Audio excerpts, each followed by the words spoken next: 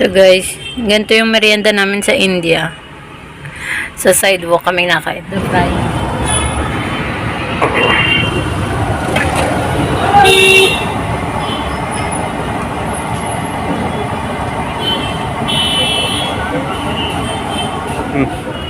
Tigbig. Hi guys! Welcome po sa aming vlog. So guys, kanina nagpunta kami diyan sa bilihan ng ano ba to, granite. So namili kami ng granite.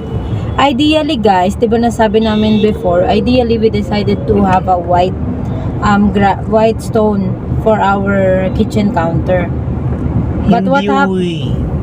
Yes, I want. But eventually, with thorough thinking, eventually, because guys, in Philippines or in other countries, I think white stone will work out, will be okay. In India, guys, you know, they're full of spices. Every color is there. There's turmeric, there's chili powder, coriander. Very, parang feeling ko, over the period of time, if okay, bibigyan ko lang pagkain. Pero nakadami na yan siya. Nakadami na talaga si Aditi. Promise guys. Pero masarap kasi yung baday. Kumain kami ng street food. Malapit lang dun sa lilipatan namin. Hindi kasi kami nakakakain ng ganyan dito. Kasi di ba nga building, tas wala na, highway na agad. Walang mga tao masyado, parang ganun. So walang tindahan na malapit sa amin, yun talagang walking distance. Ito meron, kaya nag-stop kami dun. So anyways, yun, napag-desisyonan na lang namin na yung parang modern na lang na black na granite. Kasi nga, kung iwa-white namin, baka after 5 years lang, baka may stain na. Kasi di ba parang malay mo baka pumasok yung stain over the period of time. Alam nyo naman, colorful lang mga food nila. Kulay yellow, kulay red, kulay green, mga ganun. Wala talaga yung parang plain lang. Dapat laging at least may yellow. So yun, mas okay yun. At saka kasi yung CR namin, mukha na siyang yung ideal na kitchen na gusto ko. Ganun na yung CR namin. So pagka yung CR namin tsaka yung kitchen magkamukha, mukhang CR yung aming kitchen. So ayoko nun. So naisip namin black na lang. Parang black na lang siya na parang black granite siya na parang ano yun? What is that na? The style marble. Parang marble na black. Grains. Oo, yung grains niya. So, eto pala, tips pala sa magpapagawa. Dapat, kasi nung dati, wala pa akong alam-alam na granite eh. Ang dati, naiisip ko sa kitchen namin sa Philippines is tiles. So, sabi ni Aaron, mas maganda daw sa kitchen pala, dapat yung granite talaga, yung stone. Kasi, yun talaga is maglalas forever. Tatagal talaga siya. Compared sa tiles na talagang after ilang years lang, papangit na. So, hindi ideal sa kitchen ang tiles. Dapat granite stone. Mga ganyan. So, wala palang granite din pala na black. When you want light colors, it should be what's that? Marble? Yes. Marble. Hindi pala siya granite. So, may mga iba-iba siyang klase. May marble. What's the other type lang? Mosaic? Ay, no, not mosaic. The one? Quartz. What? Quartz. Quartz. Crystal. Parang quartz yun. So yun, may quartz, may granite, tapos may Not quartz. quartz pala. Quartz ka dyan. Quartz. So yun, basta may mga ganun siya. Pag granite, medyo dark yung mga color niya. Tapos pagka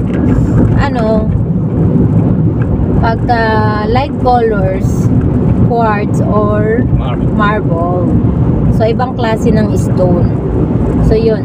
Anyways, tapos na yun guys. Nagpunta kami ng bahay, tapos sinukat, tapos isi-send lang namin dito sa may maghahati. Kasi hahatiin na nila yun eh. Yung mga isang slab, ganyan, hahati-hatiin na nila. So anyways, ayun na yun guys. Meron na kami ngayong topic. Kasi may nag-message sa akin. Nalimutan ko yung pangalan niya, si Christine ata yun eh. Basta may nag-message sa akin, nagtatanong siya, sabi niya, ate, since mahilig kami kasi mag-usap ng about, yung mga topic around the world, kahit anong topic lang. So, tinanong ko si Arun, kasi ang question niya is, ate, ano po bang difference ng North India and South India? So, tinanong ko siya kanina, sabi niya, ayaw niya daw ng rehearsal. Ayaw niya kasi yan, pag nagkukusap kami guys, dapat yung same time na. So, sabi ko, mamaya na ako mag-video. Pagka pinakain ko kasi si Aditi kanina eh. So, sabi ko, sige ngayon, pagka nandito na ako sa harap, nakaupo. Kasi kanina doon ako sa likod eh. Pinakain ko kasi si Aditi, binabantayan ko siya. May time guys, mapapansin nyo lagi ako nasa harap, pero minsan talaga nasa likod ako. Magkasama kami na Aditi. Kaso mas makulit talaga siya pag nandoon ako. Ayaw niya doon sa kanyang belt.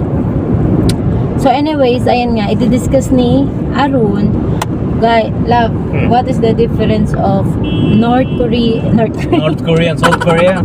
Wow. North India and South India? What is the difference? Yeah, and what are the differences? Huge number, there are millions. Oh, million. What? Few or most significant? Like, You asked me a question sometime back asking why is North India and South India the one that's most of the time compared yes, and yes. not, for example, West or East? I asked that also a while ago. Why it is always I hear like South India versus, I mean comparison to North India, but I never heard like South India versus comparison to East or South India North comparison. It's always South and North. There always been South and North. Lagi silang nakukumpara. So what are the reason why they're always being compared, or you know, what are the differences? It's an interesting question. Although there's equal amount of diversity in the north and in the south. Okay, what I mean is, for example, let's take South India, which I'm more familiar with, right? In South India, what is called South India is Tamil Nadu, Kerala, Karnataka and Andhra Pradesh. Okay, these four states. Goa is generally not included, but you can say Goa also, right? Now in Andhra Pradesh, they talk Telugu. In Telangana, they talk Telugu plus some other languages, right? Tulu and all that. Even in Andhra, they talk Tulu, that's there. In Karnataka, mostly Kannada, and some parts of Marathi. In Tamil Nadu, it's Tamil. In Kerala, it's Malayalam, right? Each state has its own language, right? And along with language, language is just the main thing. Apart from that, there's a huge amount of cultural differences also that's there among all these states, right? So the thing is, all this is considered as South India, right? Now when you move to North India is generally starting from Kashmir, Punjab, Haryana, Delhi, Maharashtra, Madhya Pradesh, Gujarat, these are, and to some extent Uttaranchal. These are North India, okay? The thing is, one thing that's common among all these is the language. All of them are Hindi speaking people. Okay? Unlike in South, different. No. See, the thing is, majority are Hindi speaking people. There are differences. See, in Haryana, for example, which is next to Punjab, they have their own language called Haryanvi. Okay? In Punjab, they have Punjabi. Right? In Kashmir, they have Urdu because they are Muslims mostly. Okay? In Delhi, Maharashtra, Madhya Pradesh, all these are Hindi. In Uttar Pradesh and blah blah, they also have a kind of Hindi but slightly different, very slightly different. Okay? If you go slightly west, you have Rajasthan, there is Rajasthani. In Gujarat, there is Gujarati. Right? Each state has their own language. But the thing is, they are all kind of very similar to Hindi, and they are all kind of common with the Hindi speaking people. Okay? Like for example, a person who knows Urdu can understand somebody who speaks Hindi, and vice versa. It's very close. But the same is applicable for Malayalam and Tamil also. A person who speaks Malayalam can understand Tamil, but not the reverse. Actually, I cannot understand Malayalam, but they can understand me. It's a very complicated situation, right? Anyway, so the point is, a large part of northern and central India speaks Hindi. A large part, right?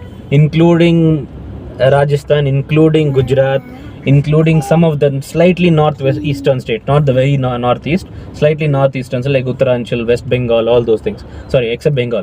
Let's leave Bengalis out. Bengalis are very proud about their languages. Okay, so they're Bengali people, right? Actually, the national anthem here in India is a Bengali song. Bengali language. Correct. So the thing is, one thing that's uniting all of them are Hindi, the language. It's easier for them to communicate. Yes, yeah. So for me as a South Indian, someone from Mumbai and someone from Delhi is a North Indian. Although Mumbai is central of India, Delhi is in north of India. It's like, you know, literally 2,000 kilometers away. But still, for me as a South Indian, they both are North Indians. Like that. They're both north. But here in south, the language. Yes. Sorry, I switched off the car. Conserving fuel. Nagtitipid kasi kami, guys. It's okay, man. Honk, man. What's that? We are saving. So, if ever it's red light, Aaron literally like switch off the car. Yeah, of course. Diba? Every gas. How much I'll save? It's not just saving Yeah, because so- Aaron is very much into like, you know, environment. Even in tissue, we don't use tissue in the house unless, unlike me. I But don't. him, he doesn't like. I have a because handkerchief. if he's telling me like, oh, so many trees being cut because of that. Yeah. In the seriously. papers, we don't, like one time I printed some one in each side only. She said you should have print back to back because, you know, something like that. In the light, he always switch off the light. And if these it's people not say, used. oh, I'm a demon who likes to live in darkness. Okay, it's obvious. It's not No demon. problem. He likes dark, but he is explaining that it's also one way of conserving. Like in water, he doesn't like spending so much of water. He's like that. Actually, I think most Indians are like that. Not most. Maybe I don't know, but I am a little extreme. But my husband is really like that. We're always like. I'm he's always thinking about what not to waste. Always. Actually, most Indians, see, we eat a while ago some bhaji. You know where they give it? In a piece of paper. Because that one, the newspaper is recyclable and it will, instead of plastic. Some is like that. Aside from it being cheap, I don't know the cleanliness, but at least we are surviving. No, you know what? See, the thing is, this is something that modern generation should really change, and it is not going to change, unfortunately, unless something drastic happens. The thing is, we as human beings are not just as any organic organism, including animals and all of them. All of us have to get exposure to dirt. We Yes. have to get exposure to garbage. We have to get exposure to mud. We have to get exposure to that because For there are our immunity, no? Yeah, there are many pathogens. Pathogens means bacteria, fungus, virus. All these are pathogens, right? Mushrooms are also fungus. Okay, anyway, I don't know. Whatever. So basically, all the microorganisms, all of them, they're called pathogens, right? They exist and live in those things. Now, your body will not know how to fight a bacteria that suddenly came into your body because it hasn't had exposure to that before.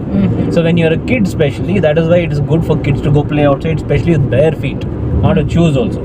Go fall in the mud, get dirty, all that stuff, because those things kind of grow your immunity. And that is why our parents, who have not been having the privilege of, you know, having everything with, you know, crystal fine cutlery and this and that and blah blah, they would have We're eaten using outside. hands, no? Yeah, they're using hands. They would have had dirty restaurants where they ate at, right? I mean, see, hygiene has become a big thing in the recent couple of years, in the recent couple of decades, right? Before that, hygiene was it wasn't that important. So your parents, yours and my parents, for sure, they did not have the kind of facilities that we have today, from a hygiene perspective. But nowadays, it's not just bacteria. There's virus. Exactly. So that way. So if you want a better immunity, you have to have exposure to dirt. Yeah, that's why you will be curious, diba? So many celebrities, so many rich people dying. But you can see the beggars. Yeah, oh, you go to the slums, they're the ones who are the strongest in terms of health. They'll eat crap. They'll not even eat sometimes. They'll work like hell, like cattle. They'll work, but still they'll Their not fall immunity, as no? yeah, they'll not fall as sick as often as you and I do. Ah, yes, baby. Agrees with me. Yeah, she agrees.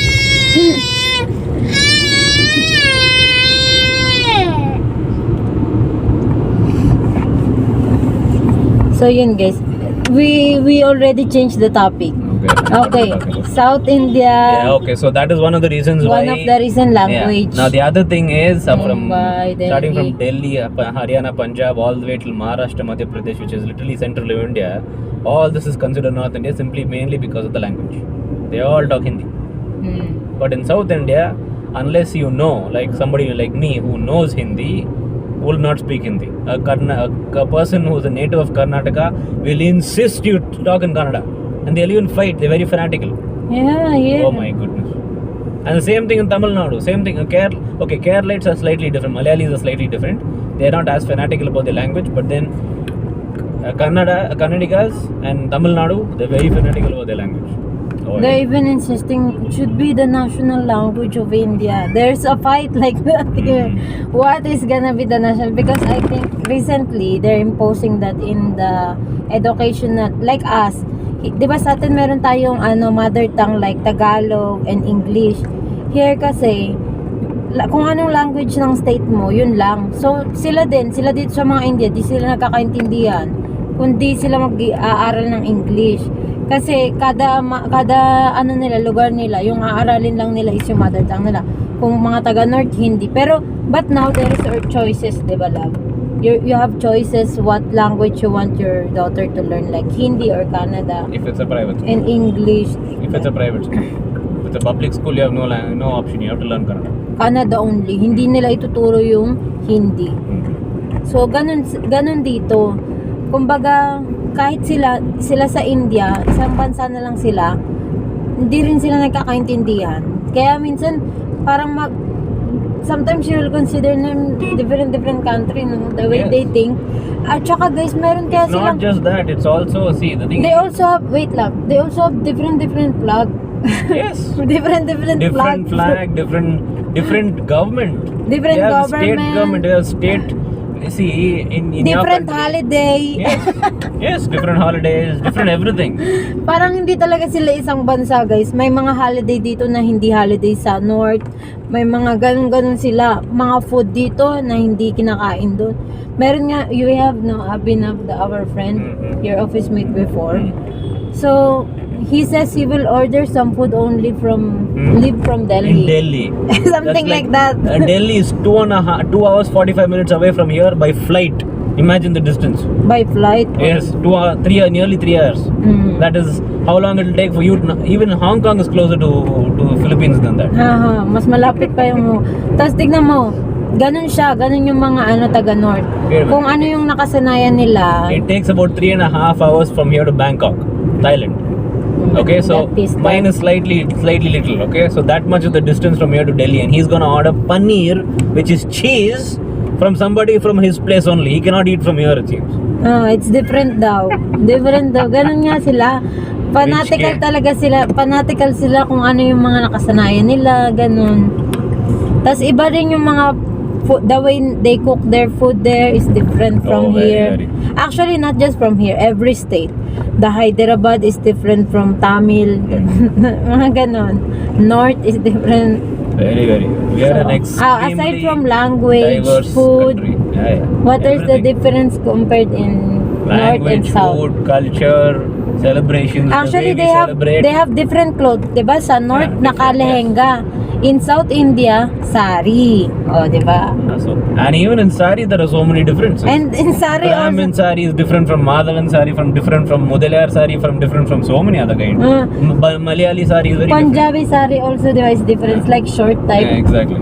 Oh, diba? Iba talaga sila dito. Parang very hindi diverse sila isang country. Parang sila din magkakaano din sila eh. Parang hindi talaga sila isang country. Parang ganun. Pero pag kunwari, Olympics yan, isang country na sila. Nothing. Pag mga ganyan, yung India yung representative. Lang guys, what else the difference? So, but why are they... In everything there's a difference. Literally, just say anything and there's a difference there. Okay, just randomly tell me one thing. You'll see there's a difference. Clothing, Difference. food, Different. language, writing, even the script is different. All that goes with language. Next. What else? Ano pa ba? What else is there? Food. Then what else? Educational system. Dance forms are different. Dance also is Each different. state has their own dance. Each state has their own music type also. I'm talking about classical music. Each state has its own classical music type. Karnataka is called Carnatic. Tamil Nadu is called different. Kerala has the Garaganat. What is that thing? There's some specific kind of dance form that they have. You know, the one that has a big mask and all that. That yeah, one. yeah. Correct. And then each state has its own type of martial arts also. China's known for karate, ba? Mhm. We are known for a million kind of martial arts also. So what the hell, man? We talk about India, dude. India is one country of many countries. Oval. Okay, put. Where's oval? Oval. Next. Wow, very good naman. Put properly. Very good naman. Circle. Very good. Oh, put properly. Put properly. Very good. Circle. Next. What's that? Triangle. Very good. Next. What is that? Star. Starlight. Star. Put properly. Put the star properly. Very good. Good job. Next. Crescent. Put it properly. Put properly. Oh, like this. Oh, like this. Okay, put. Very good. Next. Diamonds. Diamond. Put properly. Put properly. Put properly. Okay, put properly. Diamond. Next. Square. Square. Next. Trapezoid. No, not there. Here, baby. Here. You always get confused with rectangle and trapezoid. Trapezoid. Here. What is that? Heart. Heart. Where's the heart shape? Yes. Very good. Next. What is that?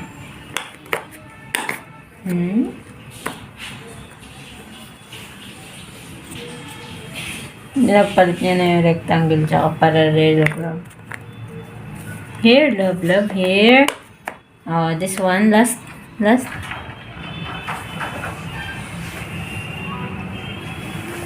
Last rectangle. Rectangular. Where's the rectangular? Where to put that one? Very good. Yay! Yay!